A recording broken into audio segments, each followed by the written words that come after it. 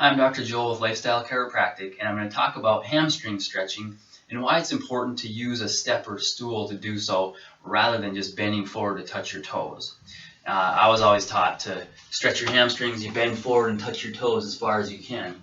But when you do that, when I bend forward to touch my toes, what I end up doing is rounding out my back as well. That's fine if you're trying to stretch your back, but a lot of times if we want to focus the stretch into the hamstrings, you don't want to round out as you're doing so. And so a good thing to do is using a small stool or step.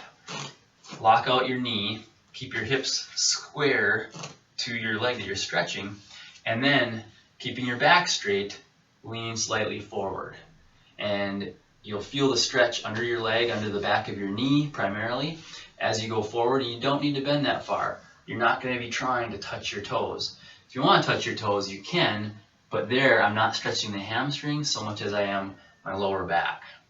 So to truly isolate the hamstring, that's a good way to do it, using a small stool, step, or something like that. Lock out your knee, hips square. What I mean by that is you don't want to stagger and lean towards your toe, like that.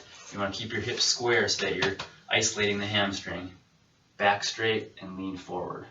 Hold for 20 to 30 seconds like any stretch, doing it in a slow, controlled manner, and that's going to give you the best stretch for your hamstring.